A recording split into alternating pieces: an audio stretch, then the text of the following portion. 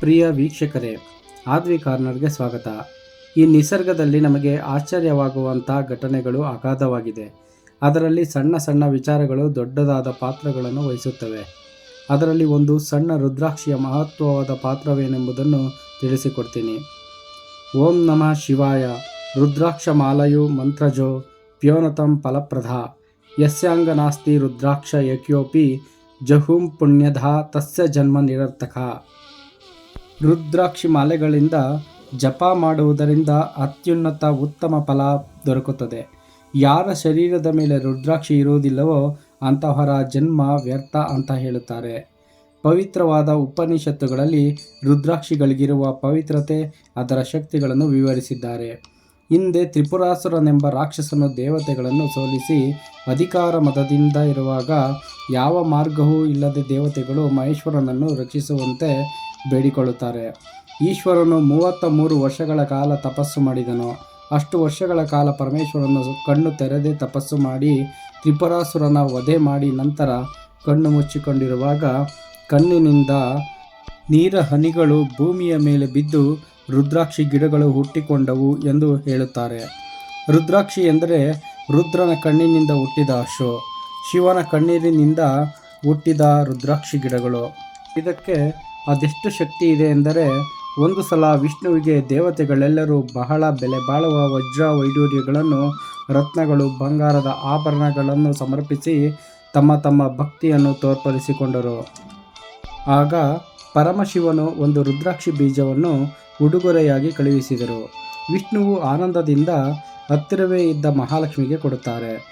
ರುದ್ರಾಕ್ಷಿಯ ಮಹಿಮೆಯನ್ನು ತಿಳಿಯದ ಲಕ್ಷ್ಮೀದೇವಿಯು ಸರ್ವೈಶ್ವರ್ಯ ಹೊಂದಿರುವ ತನಗೆ ಈ ಚಿಕ್ಕ ರುದ್ರಾಕ್ಷಿಯು ಅಲ್ಪ ಅನಿಸಿತು.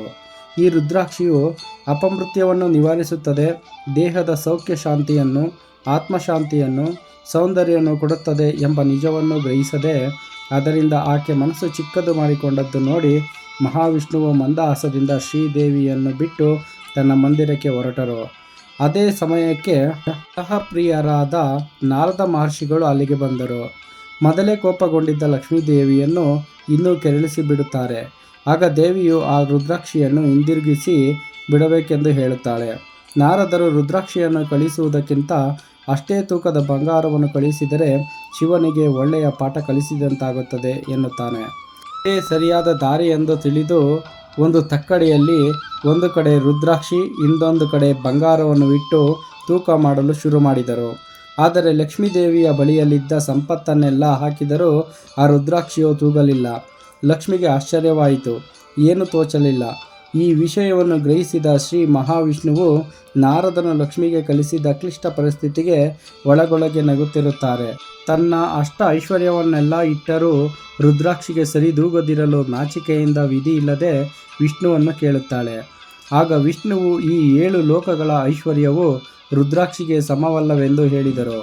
ಒಂದು ವಿಭೂತಿ ಫಲವನ್ನು ತಕ್ಕಡಿಯಲ್ಲಿ ಹಾಕೆಂದರು. ವಿಭೂತಿ ಫಲವನ್ನು ತನ್ನ ಐಶ್ವರ್ಯಕ್ಕೆ ಸೇರಿಸಿದಾಗ ತಕ್ಕಡಿ ಮೇಲಕ್ಕೆ ಬರುತ್ತದೆ. ಮಾನವನಿಗೆ ಪರಮೇಶ್ವರನು ಕೊಟ್ಟ ದೊಡ್ಡ ಸಂಪತ್ತೆಂದರೆ ರುದ್ರಾಕ್ಷಿ.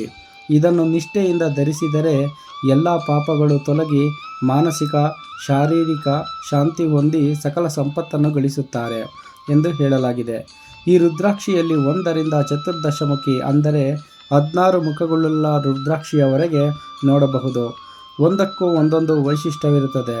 ಈ ರುದ್ರಾಕ್ಷಿಗಳಲ್ಲಿ ಎಲೆಕ್ಟ್ರೋಮ್ಯಾಗ್ನೆಟಿಕ್ ಪವರ್ ಇರುತ್ತದೆ ಎಂದು ಆಧುನಿಕ ಶಾಸ್ತ್ರೀಯ ಸಂಶೋಧನೆಗಳು ತಿಳಿಸುತ್ತವೆ. ರುದ್ರಾಕ್ಷಿ ಧಾರಣೆಯಿಂದ ರಕ್ತದೊತ್ತಡ, ಹೃದ್ರೋಗಗಳು, ಮಾನಸಿಕ ಒತ್ತಡಗಳು ಕಡಿಮೆಯಾಗುತ್ತವೆ ಎಂದು ತಿಳಿಸುತ್ತಾರೆ. ಧನ್ವಂತರಿ, ಚರಕ, ಆರ್ಯಭಟ, ಭಾಸ್ಕರ ಅಂತ ಎಷ್ಟೋ ಪಂಡಿತರು ರುದ್ರಾಕ್ಷಿ ಮಹಿಮೆಯನ್ನು ಪರೋಕ್ಷವಾಗಿ ತಿಳಿಸಿದ್ದಾರೆ. ಈಗಲೂ ಕೂಡ ಉತ್ತಮರು, ಹಿರಿಯರು ರುದ್ರಾಕ್ಷಿಯನ್ನು ಧರಿಸುತ್ತಾರೆ. ಅದಕ್ಕೆ ಪ್ರಥಮ ಸ್ಥಾನ ನೀಡುತ್ತಾರೆ. ನೇಪಾಳದಲ್ಲಿ ದೊರಕುವ ರುದ್ರಾಕ್ಷಿಗೆ ಮೊದಲನೇ ಸ್ಥಾನ ನೀಡುತ್ತಾರೆ. ನೇಪಾಳದಲ್ಲಿ ರುದ್ರಾಕ್ಷಿ ಅರಣ್ಯವೇ ಇದೆ. ನೇಪಾಳದ ರಾಜಧಾನಿ ಕಠ್ಮಂಡುವಿನಲ್ಲಿ ಪಶುಪತಿ ದೇವಸ್ಥಾನವಿದೆ. ಜನಗಳಲ್ಲಿ ರುದ್ರಾಕ್ಷಿಗಳ ಮೇಲೆ ಇದ್ದ ನಂಬಿಕೆಯನ್ನು ಕೆಲ ವ್ಯಾಪಾರಸ್ಥರು ಉಪಯೋಗಿಸಿಕೊಂಡು ನಕಲಿ ರುದ್ರಾಕ್ಷಿ ನೀಡುತ್ತಿರುತ್ತಾರೆ.